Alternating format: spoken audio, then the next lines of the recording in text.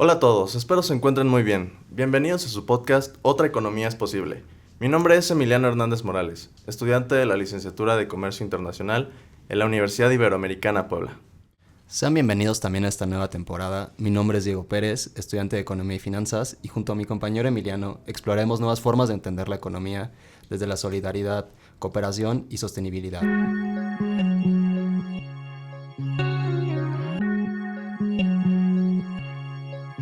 El episodio de hoy es dedicado a un tema muy importante, las finanzas sociales. Descubriremos bien cómo funcionan, cuáles son la diferencia con las finanzas tradicionales y qué alternativas existen dentro de este sistema financiero en el que estamos envueltos. El día de hoy nos acompaña Francisco Javier Jaimes Luengas, miembro de Laines y especialista en el tema. Además que cuenta con experiencia en grupos de ahorro comunitario. Bienvenido, Paco. Muchas gracias, gracias Emiliano, gracias Diego. Quisiera aprovechar tu expertise para empezar con la primera pregunta, la cual yo considero muy importante. ¿Qué son las finanzas solidarias y cuáles son las principales diferencias que hay con las finanzas tradicionales? Mira, yo creo que lo primero que deberíamos entender como a un nivel conceptual es que las finanzas solidarias buscan generar instrumentos financieros que principalmente busquen la democratización de las relaciones económicas. Esto es muy importante, ¿no? O sea, ¿qué quiere decir esto? Decir cómo uno puede ser partícipe de esas decisiones en la relación que existe con respecto a la economía, ¿no?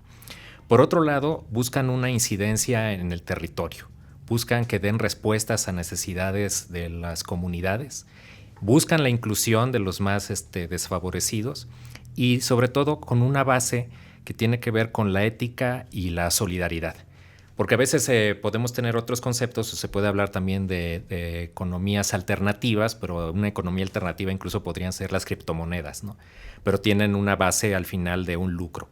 Mientras que en estas, cuando hablamos de los solidarios, esta base, una escala más bien de relaciones económicas a una escala humana que buscan solucionar necesidades en los territorios, incluyendo a los más desfavorecidos.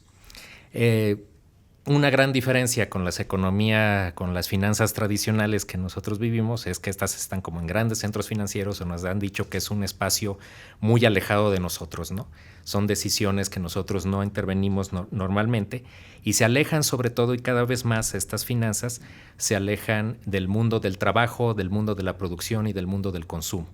Por eso es necesario retomarlas en un sentido más comunitario. Por eso, si al final yo me quedara con tres elementos principales que tuvieran que ver con las finanzas solidarias, una sería esa: democratización de las relaciones económicas, la inclusión de los más desfavorecidos y acciones que están pautadas por la ética y la solidaridad. Justo creo menciona un tema muy relevante en cuanto a la alternatividad de estas finanzas tradicionales, porque justo podemos mencionar finanzas alternativas y podemos mencionar todas estas criptomonedas, pero que al fin y al cabo siento que es un poco más de lo mismo, es regresar a todas estas problemáticas que han generado a lo largo de los años, apropiación de capital, la no dignificación del trabajo. Entonces, sí voltear a ver alternativas, pero que sean desde un punto de vista sostenible y solidario. Por lo que yo quería preguntarle, las finanzas tradicionales comunes y corrientes, tanto alternativas como las tradicionales que vienen desde décadas atrás, ¿cuál mencionaría que son estas problemáticas que atañen a la sociedad hoy en día? Sí, mira, si bien a lo mejor quisiera partir como de este ámbito que es el que estamos más relacionados normalmente, que es el ámbito del dinero, ¿no? Entonces, decir, porque este sentido a veces del mundo financiero, el que le toca a todas las personas es el ver cómo vas a resolver el día de mañana, ¿no? Si tengo los suficientes ingresos, si tengo el dinero suficiente para resolver mis necesidades. Si bien hay toda una explicación histórica a lo largo del tiempo cómo se va dando esta creación del dinero, que es donde quisiera como yo centrarlo, hay toda una serie de problemáticas que esto están llevando, ¿no?, en nuestro sistema financiero actual. Uno es que la creación del dinero es a partir de deuda. Esto es un elemento importante a tomar en consideración porque a veces tradicionalmente pensamos que el dinero se genera en bancos centrales o es controlado por el gobierno de alguna manera, pero son al final empresas privadas que se llaman bancos que se crea por medio de deuda. Entonces, por medio de préstamos que además ya no tienen ni siquiera un respaldo monetario de producción, sino que se crean en una máquina y por medio de préstamos todo el mundo está haciendo la creación de este dinero, más bien estas empresas crean este dinero, ¿no? Que lleva a esa gran problemática después de, incluso para gobiernos, de no poder pagar esas deudas, ¿no? Porque así es como se crea el dinero. Otra gran problemática es la concentración de esa riqueza y de ese dinero cada vez en muy pocas manos, ¿no? Muchas personas luego dicen, oye, es que problemas sociales, económicos, siempre han existido en la humanidad y siempre ha habido diferencia y siempre habrá pobres y siempre habrá personas que tienen más. Pero un fenómeno muy fuerte que se ha visto en los últimos tiempos y también principalmente a partir de la pandemia es la concentración de la riqueza en escaso número de manos. Y esa es una problemática muy grande del dinero actual, ¿no? Y eso tiene que ver también con estos procesos de privatización, ¿no? La privatización del dinero de los sistemas financieros. ¿Qué quiere decir esto? Que pocos grupos, se puede hablar incluso que casi 28 bancos en el mundo son quienes poseen este mayor número de productos financieros, actividades financieras en el mundo. Eso también que surge otra gran problemática, es la especulación, ¿no? La especulación que tiene que ver ya no con el mundo real, sino tiene que ver solamente con una base de cómo puedo obtener yo más ganancias. Todas estas cuestiones de futuros, de decir, oye, ¿cómo puedo yo pactar precios desde ahora de cosas que van a estar en el futuro en producción agrícola o pecuaria, etcétera, ¿no? Y una gran problemática es la exclusión financiera. En un mundo donde la mayor parte de la población del mundo está excluido de este sistema. ¿Por qué te excluye? Porque para que funciones para el sistema, pues debes de tener recursos económicos. Y si no los tienes, pues quedas excluido. No funcionas, ¿no? Entonces, decir, cómo en un mundo que se resuelven todas estas necesidades a partir de este instrumento que es el dinero, puede quedar tanta gente excluida. Y al final, otro gran problema de este sistema financiero, pues es la financiación en contra de la vida, ¿no? Nosotros decimos, oye, pues yo meto un dinero en un banco, sé que me va a dar algún interés si es que me lo da, pero no sabemos lo que está detrás, ¿no? Dónde se está invirtiendo todo este dinero, que puede ser hasta para financiar armamento o cierto tipo de trabajo de que se haga de explotación, todos estos elementos. Entonces, estas grandes problemáticas que tienen que ver con nosotros, que a lo mejor nosotros ni nos damos cuenta porque, como decíamos, como no está democratizado ese sistema, no tenemos nada que ver con él, no tenemos opinión sobre él. Por eso sería muy importante el decir cómo se hacen acciones en las cuales un grupo de personas que tiene que ver con un territorio en específico tratan de solucionar sus problemáticas poniéndose de acuerdo. Porque al final, si nosotros dijéramos en un sentido muy reduccionista a lo mejor del dinero, el dinero es cualquier cosa que acordemos aquí nosotros que tiene un valor de intercambio. Y eso es algo que se inventó a lo largo del tiempo, ¿no? Ahora es muy fácil porque pues, tú intercambias o pones tu tarjeta y puedes comprar cosas en cualquier parte del mundo. Pero viene de un acuerdo. Y esos en escalas más pequeñas, nosotros podríamos acordar intercambiar cosas en un sentido diferente. Es muy importante analizar las problemáticas de fondo, de dónde salen. Tú hablas de acciones, es muy importante tomar postura en contra de esto.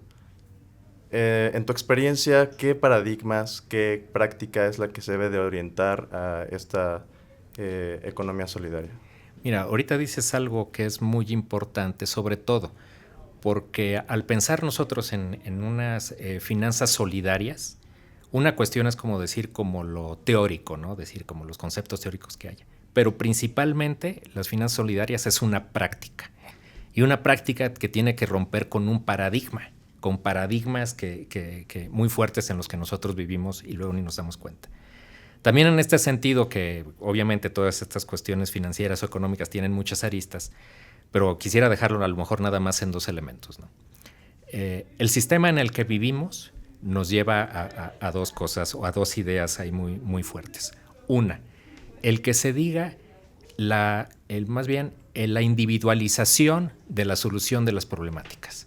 Si tú tienes una problemática que tiene que ver con el entorno financiero o económico, el sistema te lleva a decir, yo lo tengo que solucionar. ¿Y cómo lo soluciono? Pues con dinero. Tengo una necesidad de salud, tengo una necesidad de vivienda, tengo una necesidad de alimentación. Si tengo el dinero, lo puedo solucionar. Y si no, pues no tengo de otra y yo mismo tengo que buscar la manera de hacerlo. Y por otro lado, este sistema donde todas las respuestas a todas las problemáticas, al final, o a lo que se busca generar, siempre la base es la ganancia o el lucro. Si nosotros partimos desde otra perspectiva, donde lo que tratamos de solucionar son problemáticas comunes que tenemos, eso queda como en un segundo lugar. Pero nos lleva a un involucramiento.